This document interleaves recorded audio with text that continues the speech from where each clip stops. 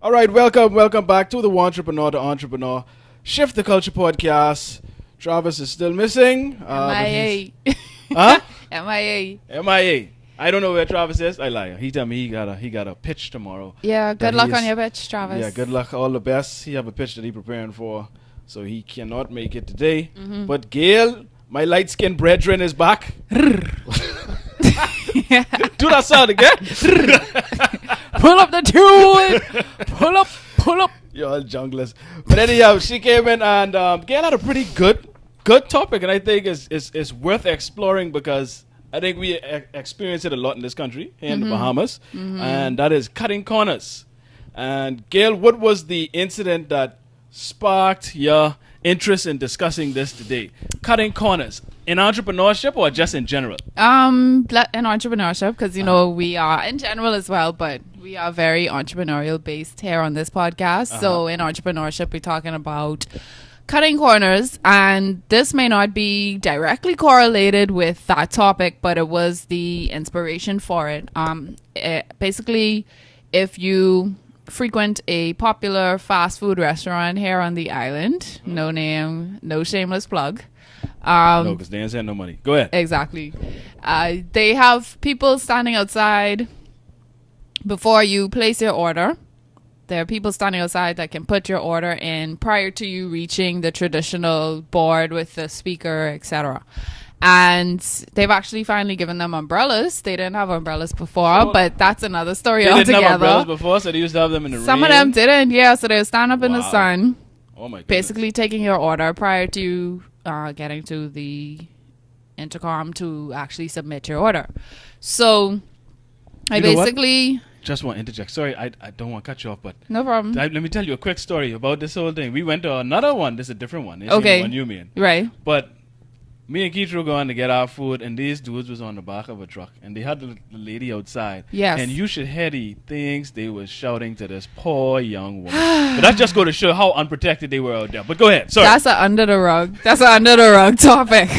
No, I mean, just saying, you were just describing the conditions that of they these are. people Yes, that are standing out they there. are. They're just open. They are in the sun primarily. They're standing up. Some of them have been provided with something to sit down on, but primarily in the sun, usually standing.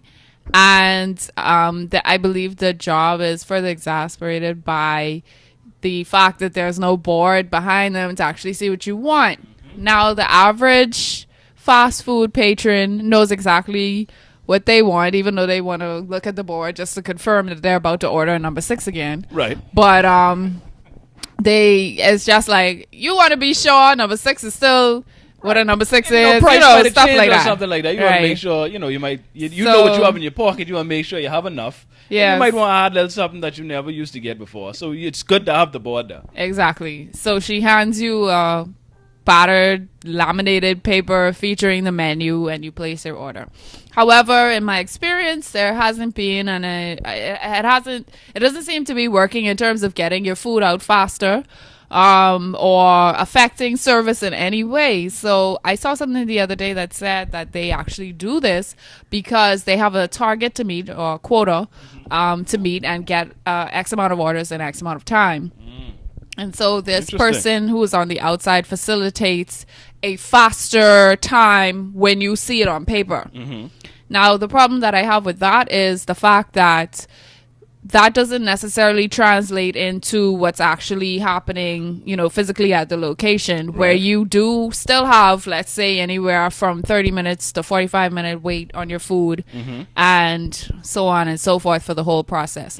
So the whole idea of this person is to facilitate faster orders or receipt of orders, but the actual pushing out of orders and the actual service is unaffected by the presence of this person. Generally speaking, I'm not speaking for everything. I don't know. I would say, in my experience, it's gone faster. It seems as though it goes a little bit faster, as opposed to just the one board.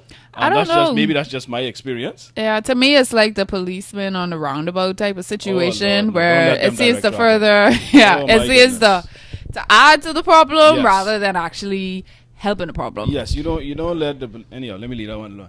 But so with that, I was trying to get to the point that we do these things, especially in business, to make things look better on paper or to make things seem or appear to be better, but the results of which are not experienced by the customers. Now, when you say look better on paper, you mean in terms of the bottom line, or yeah, look because better if they have a target, for example, with that scenario, right? They have a target, let's say 50 orders per hour.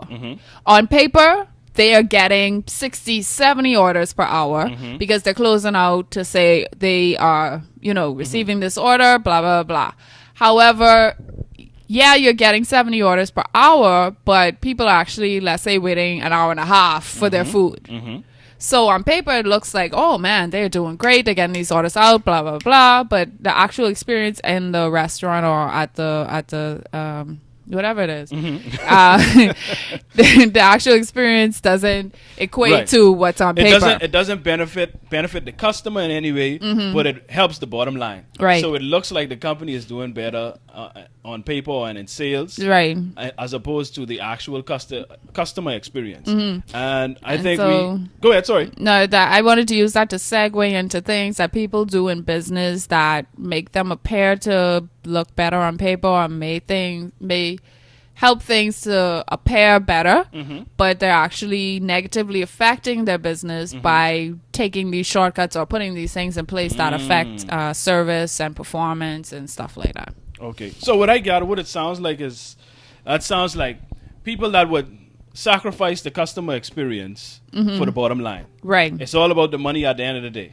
Yes. No matter what we have to cut out or how we have to take away from this experience, we care about the bottom line. Yes. And I think another place where you see that is the airline industry. Yeah. When it comes to all of these baggage fees and all of these additional stuff, longer wait times and stuff, and it's just for them to make more profit. Because, airlines, I think they have one of the lowest margins in business, period. Yeah. Like their profit margins second to coffee shops.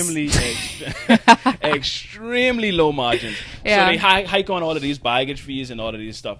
So sacrificing customer experience for the bottom line. Go ahead. To take it one step further, you're talking about baggage fees, and I have experience of working in the airport as well.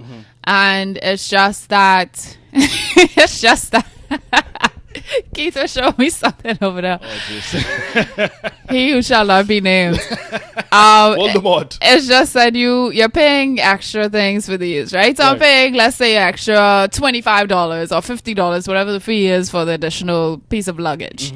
And then you look outside, and what's the first thing you see with the guy loading your bag onto the plane? And fling that. That's your bag. Just go straight across. Sorry, I'm sorry. Yeah. Your good cosmetics, your good mirror, all your good stuff you have in the bag, destroyed. So now you've paid an additional $25 to watch your bag get fling across out of the car into the plane, let's say, or whatever. So where do you draw the line in terms of you profit is your goal, or even let's take it closer to home, because you have the cookie caterer, and you have set certain things in place at this time in your initial production of these cookies, initial selling. You've committed yourself to a certain quality, right? So I am just guessing, but you use a particular type of flour, and this flour, or let's just say flour. I don't know the ingredient. I do not know the ingredients of the cookies. It's just regular flour. But no, Greg, help me out, babe. No, I can help you. Greg uses organic, wheat-grown, locally produced flour. No, I ain't gonna lie to the people. I use regular flour. But what it is, it's not, with something like cookies, they are very basic ingredients, right? Right. So it's not that. Where I take my pride, and to a degree it's the ingredients, more so like the chocolate chips, certain things, like I only get a certain kind. You know what I mean? Right. But not the like sugar and flour. It doesn't really matter with those stuff. But in terms we're learning something today. Yeah, but in terms of, I care more about the customer experience. So I want to make sure they get exactly what they wanted. Okay. They get it in the time that they were expecting it to get it. And it's just everything that you're paying for, you're getting. Right. Or even you're getting more. You know what I mean? You feel more than satisfied. I care about the experience. I want to make sure that at the end of the day that the customer is happy with the transaction. You know what I mean? Yeah. My thing is, they have this old saying, but not old, because people still say it. They say the customer is always right. Right. I don't believe it. nobody actually believes that. Right. Not even the customers, because they know when they're wrong. They still want to make sure that they're right. So not even the customers believe that. But my whole thing is make sure the customer leaves satisfied. You understand? Yeah. So they may not be right, but still we want to satisfied. make sure at the end of the day or at the end of the transaction that they feel satisfied. You know what I mean? Okay, so for example, let's say you decide, you know what, I'm not going to drive. I'm not going to plan a route that would allow me to deliver these cookies by 11 o'clock. I have 3 orders. Instead of delivering them when the customer really, really, really would prefer to receive them, I'm just going to deliver all one time at 6 o'clock and the customer has to deal with that. So in terms of that, that's what I mean when you are doing things that may affect your bottom line today, but in the long run, a displeased customer is somebody that it would be very, very difficult to get that person back. It's a balance. And it's a delicate balance at that. Because that's touching home, because I actually am faced with those decisions all the time. You know what I mean? Because, people want things a specific time. Right. But again, at the end of the day, it's you know what you can deliver. So you don't want to overpromise and underdeliver. Right. So and I must admit that was a bad habit that I had, and that's something that I had to break. And I remember one of my customers telling me that say you should always underpromise and overdeliver. Right. Because I think there was a time where I think I got there later than I really wanted to. Right. And so I had that that bad habit of because I'm ambitious. Okay, yeah, I could do this. Right. I could get there in that you time. Getting that blah, money blah, blah. too. Right. So I could do it, but I had to come to a realization that listen. Be realistic, because if you promise customers these things and you don't deliver, it looks bad on you and your business. Right. So don't be so ambitious with certain things, and let them know ahead of time. Don't say you could do it and then try to make it if it's that could be a push. Yeah. So what I tend to do nowadays is I try to let them know beforehand whether or not I can or I cannot. Right. You know what I mean? You want it for this time? Here's what I can do. Because there was one point they would say, oh, I need this for like 8:30 in the morning. And I'd be like, wait, I got to get it to 8:30 in the morning. You know where I live. As an entrepreneur, that's what Yes. you try to do. You You wanna- accommodate these. Yes, Yeah. you want to accommodate every single request. You want to do everything that they ask for, right? Yes. And it was like, it just wasn't really, especially living where I live and dealing with the traffic in the mornings. It's like, I would have to leave here before 7 o'clock to get to somewhere for 8:30. So Keeping in mind, you have to bake and you have other Exactly. orders and all Right. these other things. Yes. Exactly. So Yeah. what I started doing was saying, okay, you want it for 8:30? Here's what I can do. I can probably do 9:30 to 10 o'clock. You understand? Right. And you'll be surprised, as long as you communicate with your customers, you let them know beforehand, at least they'll appreciate that and they'll say, well, you know what? Okay, that works. I can work with that. Because customers may sometimes push through to try and see how early they can get it. They may need it for 10, but they may tell you 8:30. Right. You know what I Yeah. mean? So you got to try and you let them know beforehand, as opposed to trying to outdo yourself, thinking about the money, thinking about that bottom, how I got to get this money, when you may end up giving bad service because you were on that paper chase for that one particular order or request. I So thought you of gotta be cautious. another example. I don't know if you had the opportunity to walk into any of our local banking institutions as of late. I stopped getting However, I figured as much. Yeah, I love how I can do everything from the ATM now. I don't need to go inside. So with that in mind, banks have really been switching to the whole ATM model or doing things online and stuff like that. But continuing on that same vein, they now have, let's say, $1 or $2 servicing the branch. Listen, you said that someone just posted Cutting today. corners. I out the RBC, Yes. the line out the door, Yes. and $1 waking. Okay. Every single day you could see posts like that, guaranteed once per day. There is some post referencing the banking institution here in the Bahamas.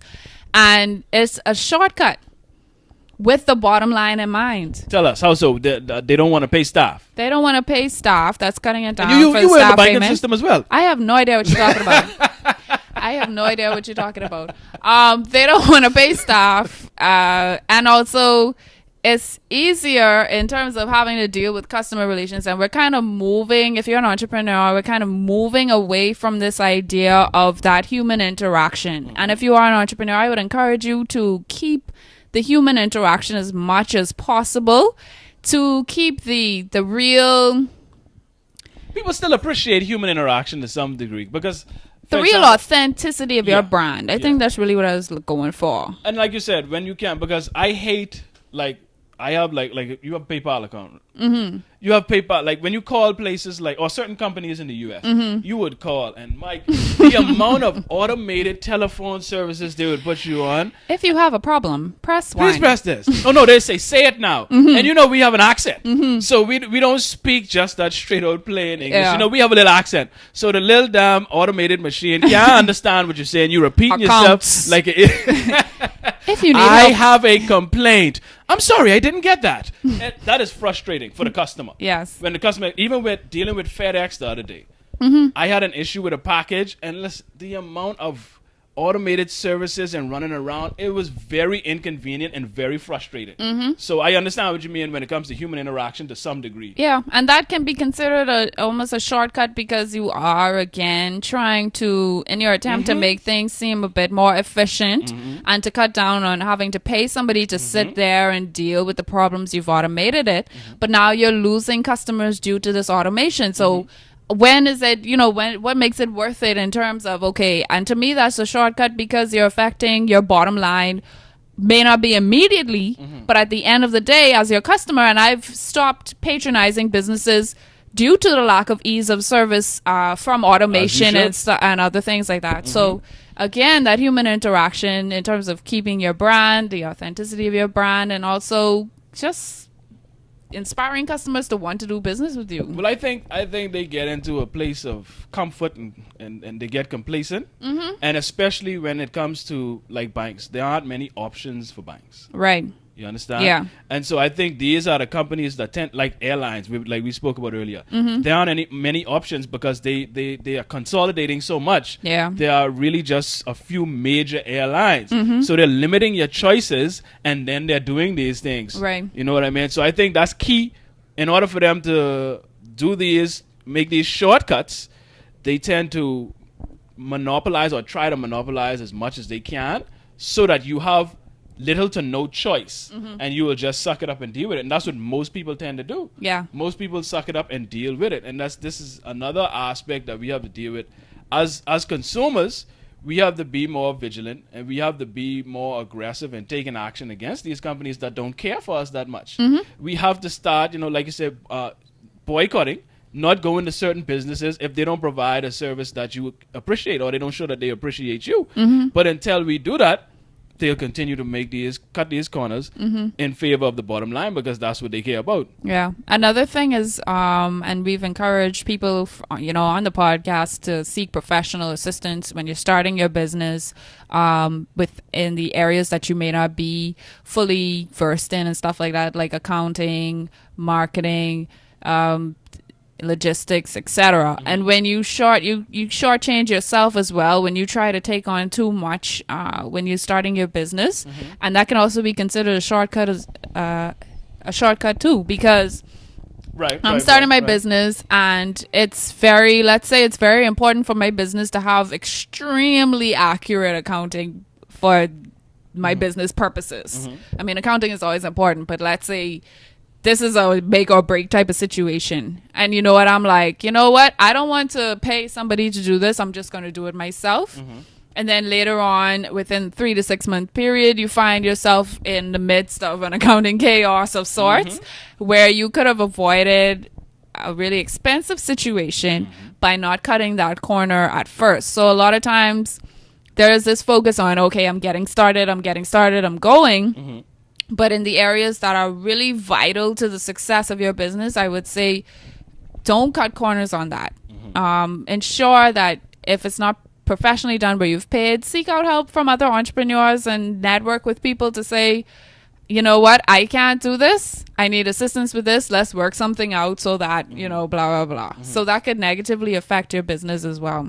Yeah. And the people that you're going to run into that tend to do those things, like to cut these corners, are usually people that are in it just for the money. Yeah. They're in it for the wrong reason. The only thing they care about is, I in this to make money. This is a business. I want to make money. And you tend to see people that care more about the product and service they provide, have more of a passion for it, won't cut corners because they care about their product and service. Agreed. So it's usually the people that are strictly in it just for the money that you would see all of these corners cut. because they look at the bottom line, and they tend to be very myopic in their thinking. Yeah. Short-sighted. It's just right now. How much we making now? Okay, we need to make this amount. What we need to cut so we could make this money, make this profit margin grow for next month. Yeah. This is our target. I actually had a conversation about that the other day regarding a local hotel here in New Providence. And basically when the brand went from that passion, like you say, that initial startup, the desire to solve a problem or the desire to find or provide something that's different than anything else here. And then when that shifted from that to a group of officers who are looking at the bottom line, we need to cut this here and this here and this here, not really understanding why these things were in place. And the result has been some, again, chaos and also some loss. The bottom line is affected. You're concentrating so much on the money, you end up starting to lose it. And I think what happens too is initially when they do it, they actually see the increase, and that becomes like a drug. So it's like, okay, we did it and it worked. Right. All right, so we could cut more. Here. Where else we could cut? Let's cut this because we're watching our profit margin grow. Yeah. And sure, it may be growing initially, but over time, as you make people upset and make them disgruntled, you may start to see those numbers drop right back down. Yeah. We were speaking about the bank earlier, but I remember when they actually took the coffee and tea and water out of the branch. And you would think that's something so minute because you weren't concentrating on it, right? And the customers, every single customer came in there. Where the coffee machine? Where the tea? I come for some coffee this morning. Blah, blah, blah, blah. Not knowing that this was almost a watering hole of sorts, that people would come and actually choose your location or choose your brand because they can come in, do their business, probably meet somebody there who's there. I see you in a while. Sit down and have some coffee and then go about their day, right? And the bottom line was according to the branch, it was, or according to the institution, it was costing too much to do, blah, blah, blah. Let's take that out. And you know what? I go to a particular branch whenever I actually have to step into a bank, heaven forbid. For free things? No, to get my coffee. Oh, okay. Yeah, for free things. Yeah, for free things. People like free things. Ain't nothing wrong with that. But you can see me because of that small thing. Right. You know what I mean? So, yeah, you cutting down or you cutting corners or whatever. But, again, affecting the bottom line. And see, the thing is, why they don't hesitate to do those things is because I think they say, well, they can't really measure whether or not this increased their business. Yeah. You mean the physical ROI of it? Right, like data. Right. What's the ROI on this coffee machine? Right, yeah. And they don't do, I guess, the necessary surveys or to find out how effective this is. So it's easy to cut. It's like, these people don't deserve this. Let me take this out. Right. But the intangible benefit of it. And a lot of customers won't say anything. Like they let's say like you go to this one so you could get your coffee. They don't know that. And also, if you stop, they also won't know why you stopped coming. Yeah. Because a lot of customers don't say anything. And those are oftentimes the most dangerous customers. I was one of them. Yeah. I don't say anything and then you just go? I just go and I just won't be back. And you could tell your friends not to be back at all. Negative, people quick to tell about at least 5 of their friends. Oh, yeah. They ain't gonna say nothing when it's positive. Yeah. But when it's negative, they gonna tell everybody. So I think it's just a matter of keeping the big picture in mind when it comes to these things, because you have it boils down to what you value most. What do you truly value? If you truly value money, then you can do these things and cut these corners. Right. But let me ask, when is cutting corners a good thing? I'll have to think in about your that. mind, is there a good situation for cutting corners? Where is cutting corners good? I don't think so. I can't see a situation where cutting corners would actually be beneficial. Cutting back sometimes can be beneficial for the company, especially when you almost have a delusion of your business and it's not matching the actual reality of what it is that's going on. But yeah, I can't think of a situation where cutting corners would be beneficial for long term. I don't know. Maybe you could think of something. Well, I guess I guess that depends on what you would define as cutting corners. You know what I mean? Because Okay, let's say with your, again, I'm coming back to the cookies because that's like the easiest example. Yeah, man. But if you had used a specific type of flour and today you decided, you know what, this bag of flour is too expensive, I'm going to use this cheaper brand, right? Right. And you decide to use it. Now, at first, it may be okay. But you have, I'm sure, some customers that'll know. Well, that's the You've thing. changed something. That's the thing. You have to analyze whether or not they will.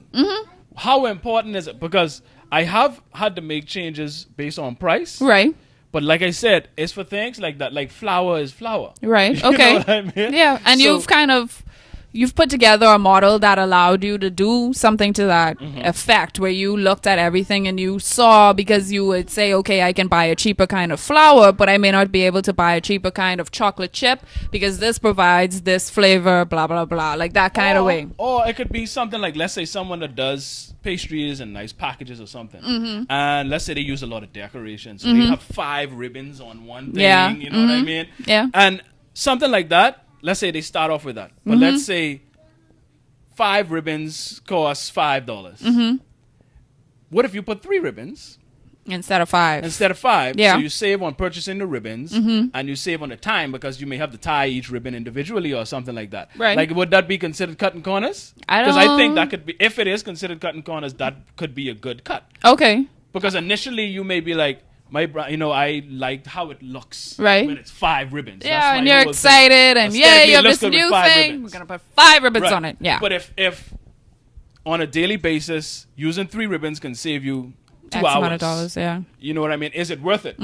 So it all goes back to what you value as the entrepreneur, as the person. What is it that you truly value the most? Because I think you can make those decisions and make those kind of cuts if it's going to be beneficial and it doesn't take away from the customer experience. Yes. And I think that's key. Once you don't take away from the customer experience, there are certain adjustments you could make that could benefit you, but still not take away from the customer experience. And I think that's the balance. Yeah, you brought up a good point, because we tend to want to come out with a bang. We want to do this, and we're going to have these, and all the pomp and circumstance and blah, blah. When you're starting out, it's okay to start small. And I always encourage people, when they talk about starting something or starting a business, and they kind of ask me my opinion on it or whatever, I always, always, always encourage them to see, how can you do this on a smaller scale? How can you cut back on this? Like you say, they want to start out with the 5 ribbons. Maybe 3 would be okay for now, blah, and so on. So,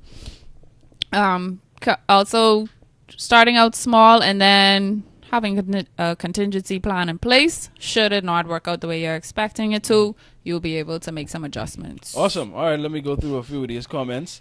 Dakota says, hi, guys. Hi, Hey, Dakota. She said, hey, Gail. How come Hello. Gail get a single hail and you ain't called my name? Don't be Everything jealous. cool, Dakota. Oh, she said Greg. I apologize. She said my name later on. Why? Sorry, You pardon shouldn't say it. Pardon I, Dakota. You shouldn't I say it. apologize. You hear all this attitude. You shouldn't say it. Graham throwing up the hands. Chrissy throwing up the hands. Nadia say, hi, Greg and Gail. Hi, Nadia. Dakota said, he ain't lying, y'all. He brought my cookies to Blake Road. Yes, ma'am. If you paying, I will be driving. Dakota also says, that's true. It's not always possible. You have to be realistic with what you can offer. That is true. She say, I do that already. If the service ain't right, I stop patronizing. Amen to As that. you should do as a customer. You are paying for a certain level of service. If you do not receive said service, then you are reserved the right to keep your funds. Indeed. You don't have to spend with that business. And Dakota Hill and other people say, hi, Dawn. David says, agreed. Kaylis Adams says, is outsourcing a part of your business cutting corners? Yes, and I don't think it is. I don't think it is. Hold on, you said yes, but you don't think it is? No, I meant yes in terms of her comment. I was acknowledging her comment with the yes. My apologies. Oh, okay. But I don't think that You don't it think is outsourcing is cutting corners? No, Right. especially when it's in an area that you desperately need help with. Yeah. I agree. Now, there is good outsourcing and there's bad outsourcing. Yes, Because yes. I just remembered Yes. Go the ahead. bank again Tell us. has outsourced the customer service and the employee assistance line to some far-flung place halfway around the world. That presents some communication challenges. You know what's interesting? This is the second time. Or somewhere down, I have a down different- south. I have a different experience. Yeah? I won't even lie. the over-the-phone service that's outsourced to another country for the call center. Now, while I don't agree with it, I wish they could have a call center here, to employ people here and do it. I must say They had one at one point. Oh, really? Yeah. I thought you was in the industry. Anyhow, so So I've heard. Sorry. so I actually experienced better service over the phone from this particular bank's call center. So that's good news. The customer service is actually better than the local over-the-phone customer service. But hey, I don't Fancy know, that. babe. I don't know. My experience is But you did say different. there are good outsourcing and bad outsourcing. Right. So in that case, to me, I would love to be able to speak to somebody that can fully understand exactly what it is that I'm saying, number one. And then number two, I don't have to talk to 5 different people to get a problem solved that literally could be solved in the branch. We'll see the one with me. Luckily, we didn't have to, I didn't go through a bunch of different channels. The first person that I called was able to assist. That's amazing. Yes. And it usually is an amazing service. I don't know, as an employee, when you're locked out of your system and you have to call India and somebody's like, hello, how can I help you? And you're just like, I need to renew my password, and it takes 15 minutes. Yeah. I experienced So I've heard. I experienced that with FedEx with the language issue. Yeah, the language barrier, of course. It was... And I respect those people because they speak more than one language, and then English is one of the hardest languages to learn. But at the same time, this is really inconvenient. Yes, it is. And let me read the last comment. Leon Victoria says, good customer service doesn't mean free things, though. Amen. Hold on now. Yeah, and a lot of, actually you mentioned the airline industry. That's a big thing as well, where everybody want everything free. Yeah. And there's some unreasonable expectations for the free things that they supposed to be getting. But again, she said good customer service ain't free things. Not for her, but to some people, getting some free things is the customer service. That's why they woke up today. But you gotta be careful as a business owner. Yes. With discounts and free things. Yes. Because they are drugs. And that's why people get addicted to those things and they come to expect it. And as entrepreneurs, you need to put those sort of blocks or systems in place, policies in place, and stick to your guns. Sometimes it's okay, those customers wants this something free. It's completely unreasonable, does not match the problem or does not solve whatever problem has occurred. It's okay to say no. And if the customer takes that, that's on them. As long as you've done it in a respectful manner, it's reasonable, feel okay with that. They could go and blast you and blah. We so hate negative feedback, negative criticism. Yeah. As a business, every customer is not going to be happy. That's just what it is. Right. And you can't run away from that. No. And when they come and say, oh, well, so-and-so didn't do such and such, you've already covered yourself to say our policy states this, you were made aware of that, blah, blah, blah, blah, and move on from there. But be careful with that too. What's that? When customers actually take the time to complain to you, don't get defensive. Right. And be careful how you manage them, because now you got to remember they're already upset. Yeah. So don't be so pushy. Even if your policy states something clearly, like I say, the customer ain't always right, and this could very well be a time that they are wrong. However, you want them at the end of that experience to feel satisfied. Yeah, but even if they're wrong, so be careful with how you manage those situations as well. Yeah, so a lot of scammers out there who came in to patronize your business or your store or whatever, looking for a free thing. So that is probably protect yourself as an entrepreneur as well. Yeah. All right. I said that was the last one. Let me read one more. Leon Victoria says again, people don't respect small businesses who give too many discounts. They become entitled, reward good customers, but don't discount yourself. Yep. Just like I say, that's a drug. Discount is a drug, and people get addicted to it. Especially your friends and family that expect the discount and expect the free things. So disrespectful. Let me. Greg, you was my boy, man. I need 150 cookie free, eh? Listen, and I can tell you one thing. She can tell you. Anybody who know me can tell you. Buddy, when it comes to business, we are friends. Yes. And if you ask your entrepreneur friend for something free, you should be ashamed of yourself. Don't come to me looking for nothing for free. I can tell you now. Don't come to me looking for nothing for free. I tell you, my family discount is I charge them more.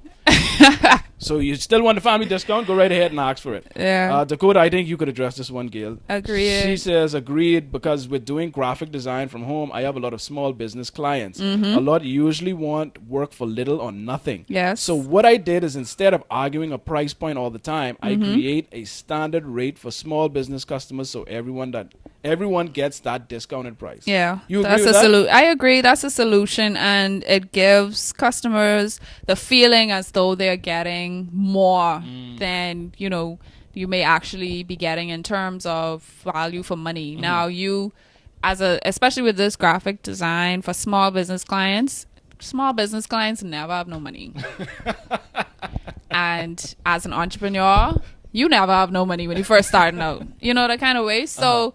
Try to not insult the person and shop in your district. Like, if you need graphic design work and you have one person that may charge $3,000, that may not be in your budget right now. Either work up to that point or seek other services.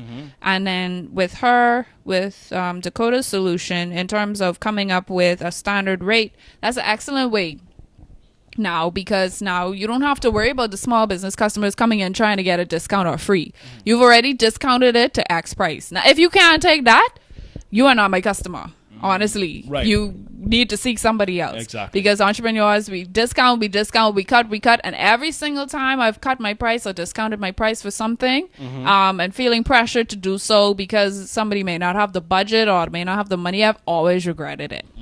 I've always been, it turns out to be like an extremely stressful, unnecessary situation. I'd be sitting down there sudging like, but if I didn't discount this, I wouldn't even be working on this right now. I wouldn't even have to go through this right now. That kind of way. So shortchanging yourself, never worth it. And that's a delicate balance as well. Because sometimes you do want to just stimulate, some economic activity in the business. So you tend to do certain things that, would get customers, purchasing. So it's a delicate balance. Kayla's mentioned bartering as well. Bartering is okay. Like, people, I don't know if they shy away from it or they tend to feel as though somebody's always trying to get the upper hand on them because that's just a cultural thing. But bartering is okay. If you can work something out that's mutually beneficial for both parties, try to use a barter system. I will be able to do this if you are able to do this, and you can reach some agreement that could be mutually beneficial for both of you. Awesome. All right, let's end this now because we'll keep going through these comments. We'll run into this thing for a damn hour. Thank you for tuning in, people. We appreciate it. Dakota, Kayla's, all of you guys tuning in. We appreciate you guys. We'll be here next week, same time. Thursdays at 4:30 with another topic. Please, we ask that you share the video if you felt that it's something that someone can benefit from. If you learned something, some good information, share it, tag somebody in it. Make sure they watch it.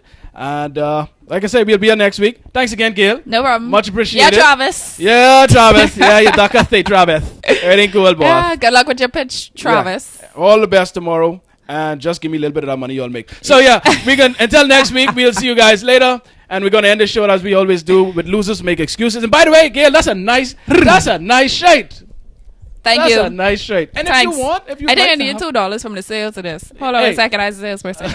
If you need an entrepreneur shirt, please seek me, not Greg. They are $22 per person per shirt. And I'll be able to assist you with that. Yes. It's a $2 retrieval free. Yes. Service And, fee. service fee. They use the service fees. No problem. Yeah. Service fee, and I will get that to you soon ASAP. directly. Yes. Yeah. Under the rug. Go undertherug.com/shop. Go undertherug.com/shop. Or you can message Gail. Yeah. If you all have a number. No. Which you all probably don't. On Facebook. Yeah. Anyhow, people, until next time, losers make excuses and winners make adjustments. We appreciate you guys so much. Thank you for tuning in. Thank you. Bye. Bye. It's the after show. It's the after show. Make your food.